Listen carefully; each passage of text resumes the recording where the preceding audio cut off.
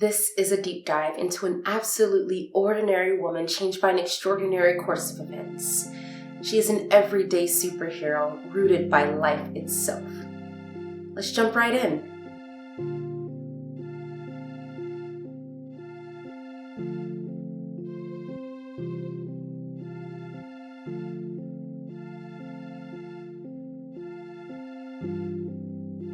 Dinesha, you are a former elementary school teacher turned television and film hairstylist. That is quite a change. How have you been doing since that change? What's going on in your world? What have you been up to? Well, it has been a huge change.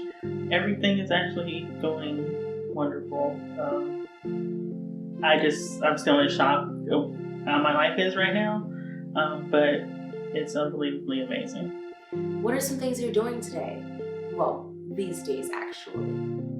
Just working on different shows. Still working. I'm actually redoing my wig line. And so that's pretty much the two things that I'm working on right now. It's my wig line and still, working on different shows. Awesome. Well, we look forward to seeing those wigs. We know women love a really good wig. Let's just jump into it. You've had a pretty significant career change, haven't you? Can you walk us through what that was like? How did that feel? What happened that day that everything changed for you? Well, I was the third grade teacher at an elementary middle school, and they changed my class because the middle school special ed teacher quit, and so they had to dissolve my class because there was 3 third grade classes. They dissolved my class into the 2 classes and had me go downstairs to middle school. So, of course, I was livid. I'm not going to lie. I was so mad. And, I had to see my kids every day. And they're just like, oh, Miss Haynes, are you coming back? And I'm just like, I'm dreading going downstairs. But when I went downstairs, my first class didn't start until like 10 o'clock. So I'm there from 7 to 10, just in my classroom. And then usually I would go to the different classes and see what my special ed kids need for the day or go make copies. But I had done all that, so I'm just literally sitting at my desk on Instagram. And I see a post from Mona Bowman, and she's looking for volunteers to help on something. I don't know what it is. And so I'm like, sure. So I, DM'd her. I'm like, oh, I'm available. And she's like, okay, just come on. So I'm like, what? I have no clue what it is. I'm just like, yes, I want to do it. So then I, I need to go home. and so I left, and I end up at Assembly Studios. Wow. And so I get to the gate, and they're like, oh, are you here for, this one, or asking me different productions, and tell them what production I'm with.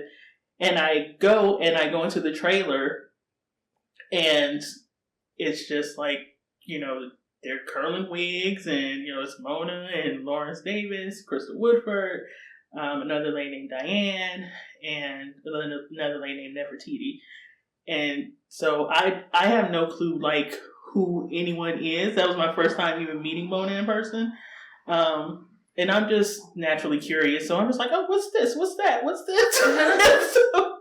And I swear, I love Lawrence so much because I know he's just like, why is she like, asking me all these questions? But he was so sweet and so kind.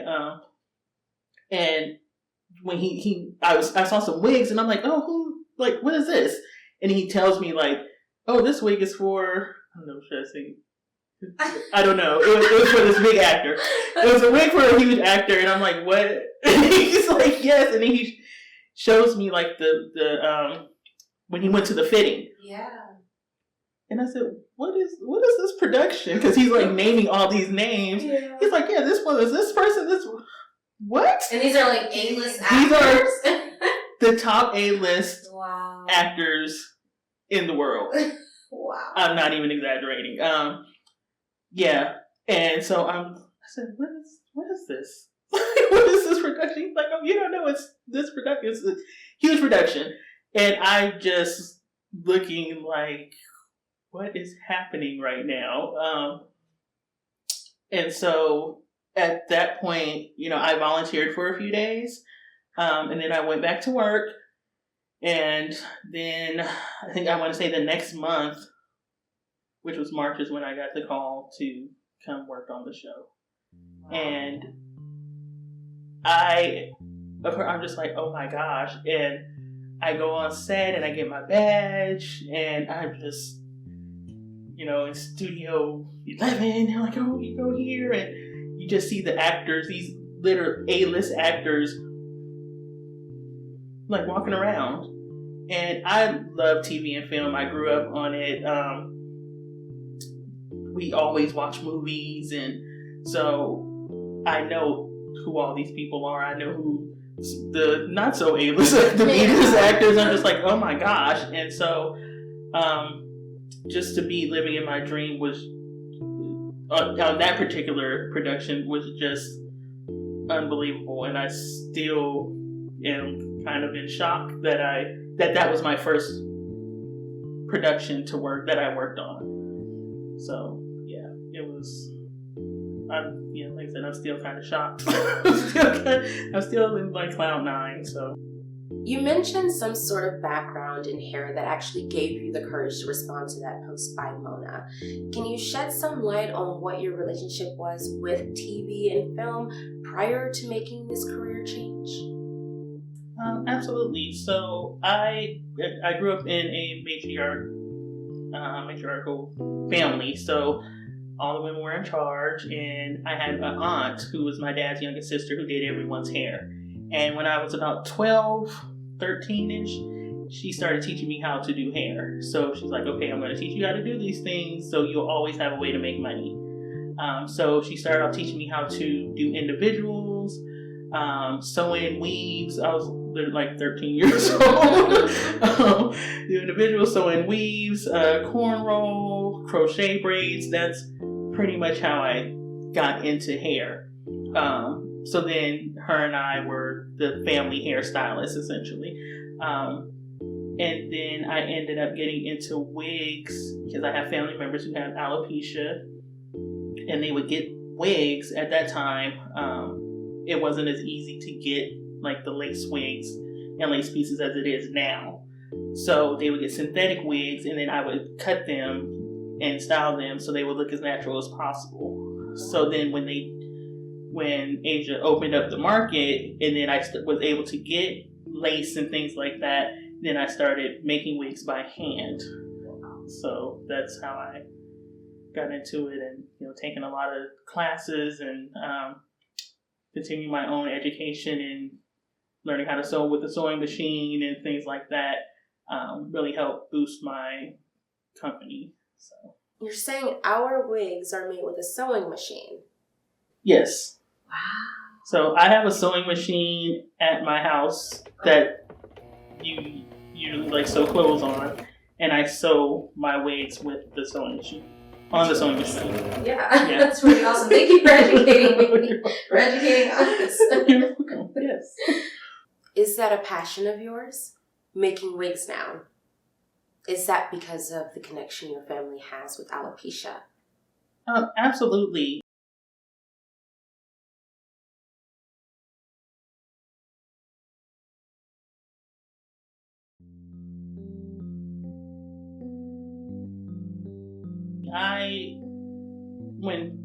Because I don't really like put the wigs on people. I just make them. You tell me what you want, I make it, I color them, and then I ship them out to you already styled. So you pretty much just put it on and go on about your business. But when the women send me messages back or call me, because with my business it's personal, so they can call me or talk to me, and it's really rare that you get to talk to the owner of the company, any company, and the person who is making your product. So I have relationships with my customers, and they can contact me anytime, and they call me crying or, because it's not like when you have hair, we choose to wear wigs. You can wear your natural hair.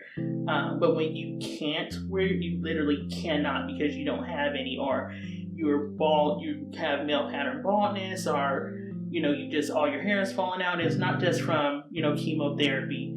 Alopecia is really, really taxing on a lot of people. So when I can make whatever they want and make their dream hair or, whatever they want to look like, and I'm able to do that, it makes me feel really good. Because there are a lot of people who scam a lot of people because they have to have this, so they don't get what they need or get what they want, or they use cheaper hair and it just looks a mess. So I'm happy to be able to have that integrity and help those women. Well, it sounds like you're a superhero in the hair community now, but you started as a superhero in the education community. Do you regret leaving education? Leaving your students? I think about them, but I don't want to say I regret it because I had to follow my dream. And what if I did take this opportunity? This is a once in a lifetime opportunity for your first production that you ever worked on to be with the top, African American actors in the world. So I had to take that. I had to take the opportunity. I do miss them. I still talk to students that I had. See, my daughter's in 10th grade now. She was in my class in 3rd grade. That's when I started, around the time where I really started teaching. I subbed before then, but I still talk to those kids, their parents, because my phone number hasn't changed. Their parents still call me and invite me to different things. So I still see some of them, but I think this last job that I had, it kind of tugged at my heart because their teacher they quit. So then I'm like, oh my gosh, now I'm quitting too. And I really cared about my kids. But sometimes you have to choose yourself and follow your dreams, So I don't want to say I regret it, but I do think about my kids a lot. Yeah, I know I'll be able to go back and give back. So that's the thing too, and I hope that they follow their dreams too by seeing that I followed mine. But I am kind of back and forth sometimes. I'm like, oh, maybe I'll just go sub, I'll just do certain days, but then I get another job, and it's like, no, because you have to go be on set for 12, 14 hours a day. So yeah. I don't want to say regret, but I do miss being in the classroom. What do you miss most about being in the classroom? The relationships with the children. When you see a student finally get it, that's the best feeling. When you're told about this student and it's like, okay, they can't do this, they can't do that. They give you this long list of things that the student can't do. When they have IEPs and, they want you to do these certain things with them and not really push them. But I always like to, push my kids a little bit just to see, what you can do. I want to see what you as the individual can do, not what is on this paper. And then when they finally do it and I'm able to walk in well, you said they could do this, but this is the stuff that they've done. That's what I miss, just when the light bulb goes off, and when they enjoy coming to school and enjoy being in my class, or students that I've had the year before, they come to my class and, just want to, talk to me. And so those are the things that I miss, the relationships and actually teaching. And the students are, they get it and they love coming to school. This experience, right, with the woman that brought you into this industry really rooted you. To allow you to become a better version of yourself. What do you say to other men and women that are struggling to root themselves, to motivate themselves to become a better version of themselves? First, you have to have within. You have to have the motivation within yourself, because if I had to do the work first. So if I wasn't spending money on classes, learning how to, color and do these different techniques, if I didn't make myself available, if I didn't humble myself, be teachable, and these people will come to you. I didn't know Mona. That was my first time meeting her.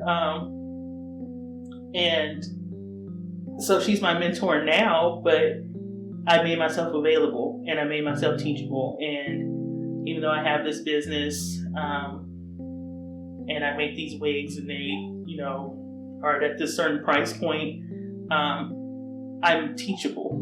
I learned so much on that set that things that are priceless. But if I went in there arrogant, like, I do hair, I've done this person's hair, and I've done this, that wouldn't have gotten me where I am. You have to be available, you have to be teachable, you have to be humble, and always be kind. And those people, God will position you in a space where you will meet these people, because it's, like I said, I'm still looking around like this is my life, because I'm not in any of these circles. But now I am. And not only am I in these circles, these are like the top people. These are award-winning hairstylists. So put yourself in a position where you're able to be teachable and humble yourself, and never think that it's not going to happen or that it will never happen, because it will, and you'll be looking around like, wow. I can't believe I'm here. Now, something that you mentioned that I have not really heard too much of before, you're stressing the importance of kindness. How has kindness, do you think, put you in a particular or peculiar situation, like such as the one with Mona, where someone that you would have never been in circles with or ever run into is now kind of handing you the opportunity of a lifetime? How has kindness played a role in that? I'm always kind, and when actually it was one of my parents, his name is Conrad Lewis, who's a set dresser, because I was kind to him and kind to his daughter. It's crazy because his daughter at that time was not in my class. She was in the second grade class, and I'm like I'm the fun teacher. I am. I just want to do projects and let's have fun. But the teacher that they had was more of a like strict teacher, So I went over there and I'm like, hey, can I take your class? Because my class and her class were pretty much doing the same thing. It was just my class was a step up, obviously, because they're in third grade. So she's like, yeah, go ahead. So I took the class, and that's where his daughter was. And we were talking about favorite things, because that's what we were learning or whatever. So, and I'm like, oh, my favorite show is The Walking Dead. And so she goes, my daddy works on that show. And when I tell you I was diehard Walking Dead, I'm going to the conferences and everything. Like, it's serious. Yes, Walker Stalker. Yes, I was there. And so I'm like, excuse me? She's like, yeah, my daddy works on that show. I'm going to tell him that you like that show. I'm like, what? So she told him, and he comes to my class, because our classes were right across from each other. And he's like, oh, my daughter told me you like The Walking Dead. And I'm like, yeah. And so then we just started talking about it. And we just became really cool. And then I was able to that was my first time on set, when I was able to go to set. But I was kind the whole time. Like, if I wasn't, trying to be, or if I wasn't friendly enough to say, hey, let me take your class, because I want to do some things with them, I would have never had that interaction. If I was not approachable, because people talk, and it's like, oh, Miss Haynes, I don't know if you should talk to her, if I wasn't approachable, then he wouldn't have spoken to me, So when you're kind, that cuts out so many things. That cuts out attitudes. That cuts out just everything, because you're kind. Kindness, I wish everyone was kind, but kindness, especially when I went to the trailer. Let me go here. When I went to the trailer, as a teacher, I have candy constantly. So I had a big bag of Jolly Ranchers. I don't know, it was probably like 500 to like 1,000 Jolly Ranchers. And I carried this big purse, but I would reward my students with them. And I had just gotten them, so they were literally in my purse when I went to set that day. And then I'm like, hey, does anybody want some candy? And they're like, yeah, sure. So then I come up with this huge bag of Jolly Ranchers, and they're just like, why do you have that huge bag? I said, well, I'm a teacher, and I give them to my kids. And so they're putting their hand out, and I'm like, no, just go in the bag and just grab it. And so they're like, really? I said, yeah, it's like 1,000 pieces of candy in here. So you see, like, they turn into children, like, literally, like, oh my gosh. And, they grab the candy, and then I think that's kind of solidified my relationships too. But I'm always kind and I'm always nice, because you know what? You never know what someone's going through.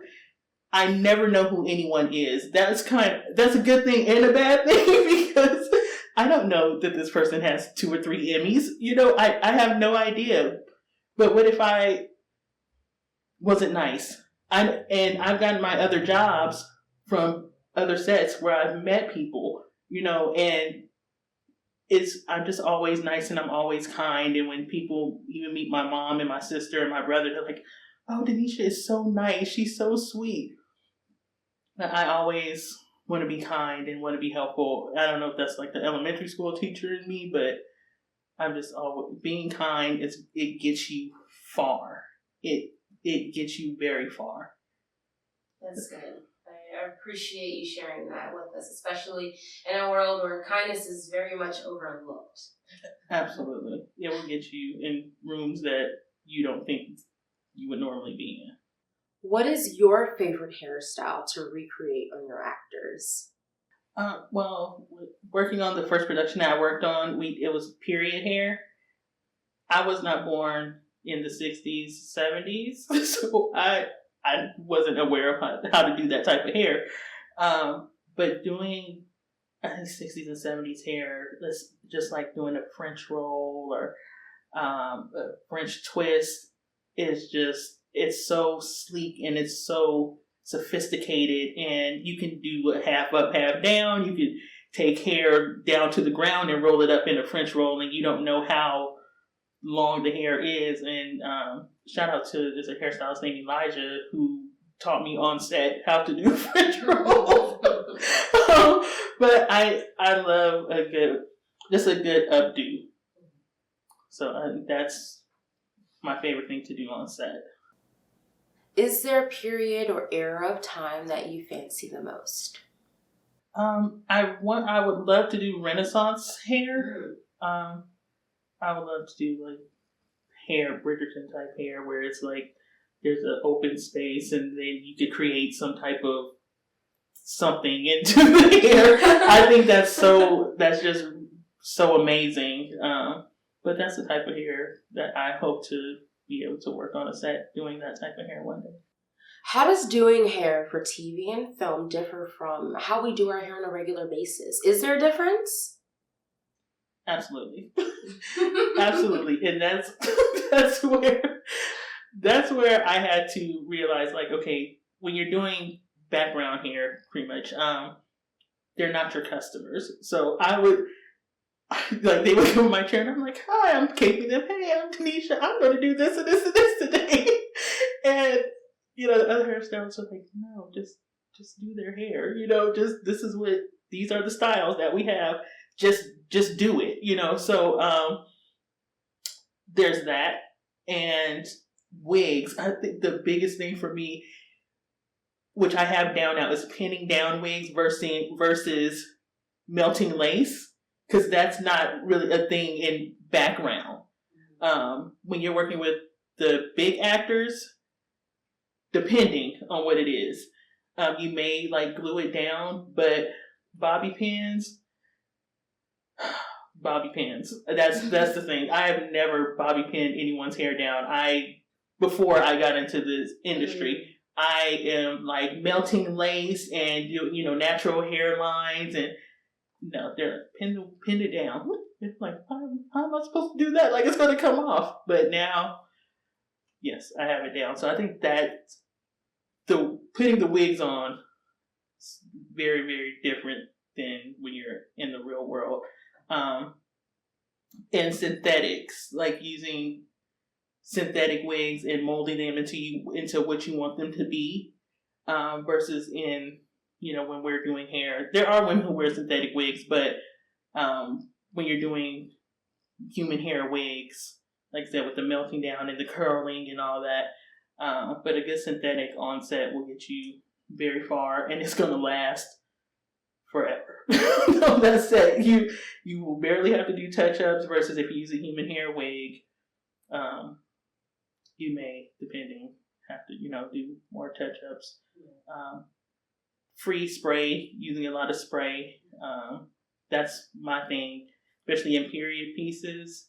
When I was doing the 60s and 70s, I sprayed that hair to the gods, and it would last like 10 hours, literally. Like it's not moving. So those are some of the differences that I experienced in the two different worlds. I know you don't know for sure, but just ballpark it.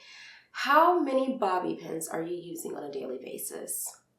Oh my goodness. Hundreds probably,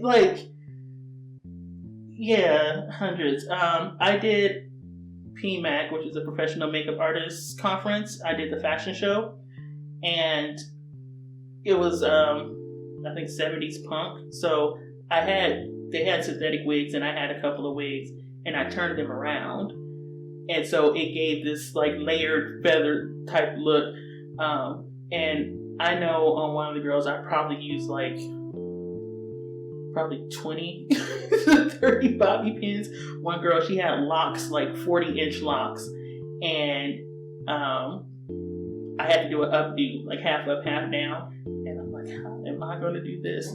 But I did it. I did half up, half down, but I used a ton of bobby pins and king pins. So the bobby pins are the closed ones. The king pins look kind of like a U and like a V-ish kind of.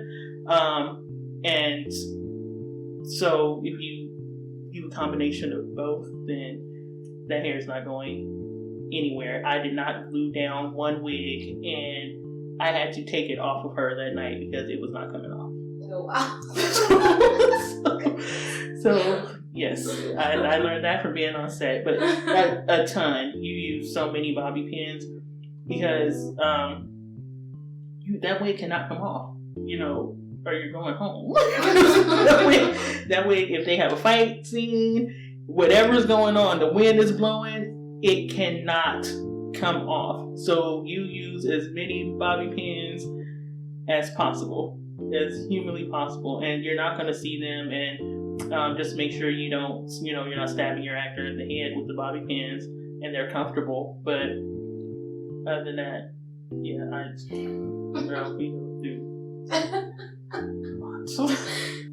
I know you mentioned being relatively new to this industry, but you did mention 12 to 14-hour work days. I mean, that is completely unfathomable for most people. So what the heck are you doing for 12 to 14 hours, and what's your driving passion to keep you around? So first of all, you come to set and you grab a space and you set all your stuff out, and then the actors start rolling in. I work in the background, so sometimes there's like 300 to 400 background actors and maybe 20 hairstylists. So, wow. And you have to be quick too. So, you got to wrap it up and get it together. So, you get the hair together. You have a meeting so you know what you're supposed to do. You get the hair together. There's usually a line, and you just grab and get the hair together. And once you do that, then you have downtime. You go to lunch. After lunch, you're doing touch-ups. The people are coming back because, depending, my people, because I spray their hair, usually don't come back because that hair is not moving. But sometimes, we were doing period pieces, a lot of people have French rolls and things like that. Sometimes the hair will be out of place. So you just do touch-ups. And then they go to set. So sometimes you're sitting around. So if you go to set, now you're doing last looks, which means before they start filming, make sure everyone's hair looks good. And then you're sitting back and you're watching what's going on. You're watching the scene, which was like unbelievable. You're watching the scene, and then they cut, and then you're sitting there for a few minutes, and then if they're running the scene again, you're doing last looks again because some people are moving or whatever the deal is. So once you do it the first time, you're touching up the rest of the time, and you're not just touching up your person, you're touching up whoever needs touch-ups. So, yeah, that's what you're doing the whole time, and you're filming. And it's crazy because when you look back and you see the production like completing, you're watching it on TV, and it's like, we were in there for 2 days, for 10 hours a day, and this scene was like 4 minutes, So yeah, and the motivation, it's for me, it's my dream. So I'm still taking everything in, and I'm literally sitting there watching like the biggest actors in the world. I'm not far away. It's like I'm right here next to them. I've had people bump into me. I've had people like walk by and speak to me, and I'm just like, hi, because you're at work. So it's like, they're essentially like your coworkers, right? And so I think for my motivation, I wanted to be there, and I didn't care if I stayed there 24 hours and didn't get any sleep. It's literally my dream. Like Kobe Bryant would just stay in the gym and just shoot that's his dream, to be in the NBA. Even as he got older, he's still living in his dream. So you're going to continue to practice and, do different things. And I also learned a lot while I was there too, because I'm asking questions. So I was like in class and at work at the same time. Taking your master class. Taking my master class. There was some Finnish people on that set. So, yeah. What was your number one rewarding experience on your very first film set? The aha moment that made it all worth it? When I was actually on set. Seeing it all like come together, the magic. Seeing it all come together.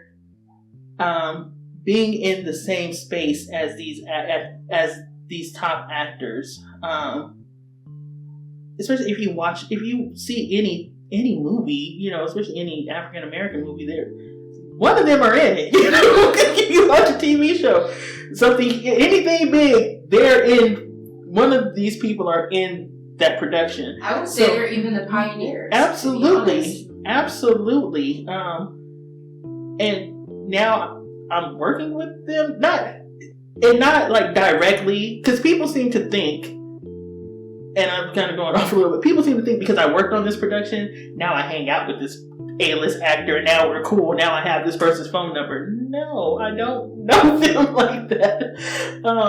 But I think just being there, like I said, seeing it all come together, being in the same space as they're icons, being in the same space as like Oscar winners. And it's just like, I can't believe I'm here. And I keep saying that because that's what I'm telling, like genuinely, that's what I went through. Like, I can't believe I'm here. Like, this is crazy. Like, so-and-so like just walked past me and said hi. Like, what? So just being there and seeing how everything is done, and then when you go back and watch it, and I watch it with my family or other people who knew I worked on that production, and it's like, wow, I can't believe you worked on that, or congratulations, and I'm just looking like, wow, it's just the shock of it all. It's the shock of it all. But I know anytime I'm on a set, whether it's a huge multi-million-dollar production or a micro-budget production, I still get the same feeling. So I don't do it for the money. Obviously, I need money, but I don't do it for that because I would do it for free. If I had a bunch of money and people asked me to volunteer, I would volunteer, as much as I could. Because I love being on set and I love what I do in creating characters and, watching everything come together and my name in the credits. Like, that's just amazing. Yeah, it is amazing. And it's forever. That's the thing too. It's forever. So I see you have a wig with you. Can we see her? Yes. So this is one of my custom wigs. If you see on the inside, now the thread is white because I was using this to teach, so my student can see. Hold it up just a little bit higher, please. There you go. So my student can see the thread. So this is custom made. And this is HD lace. So with HD lace, that means it could go, anyone of any skin tone can wear this. And the lace is like see-through. So, in your scalp, I have to bleach the knots. It's a lot that goes into making these wigs. This is a chocolate brown color. Because the hair, obviously I do custom color as well. This is pretty easy to color. I usually do more intricate color, but this is beginner friendly and has layers in it. And I'm going to put it on my mannequin here. She doesn't have a name, but I'm going to put it on her so you can see what it would look like pretty much on a person. So, it's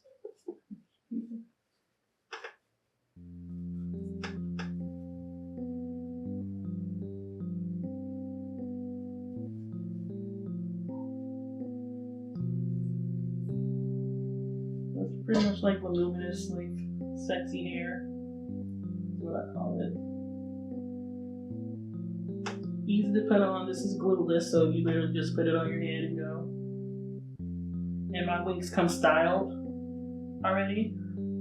And out straight out the box, you can put it on.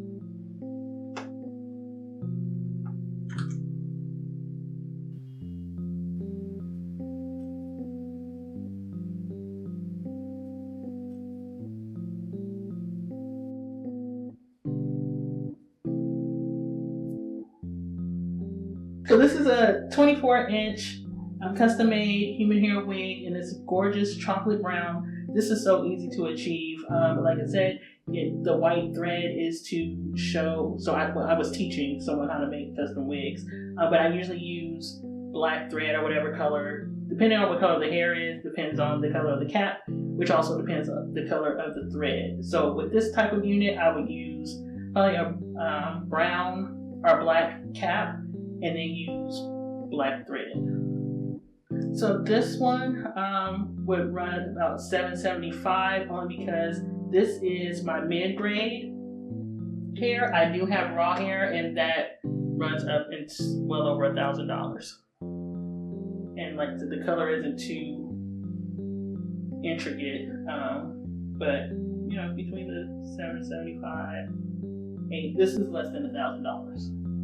But it's custom made, so a lot of people, I know they shop on Amazon. You're not going to get this on Amazon. A lot of those Amazon companies use stolen pictures from us, and then you buy them, and then you don't get what you pay for because they didn't make that wig. Does it every time, honey. Cadence Hair Company. Wow, I didn't know that. Oh my goodness. So this one, it's about 100. The density, that means how much hair is on it. It's about 180 density.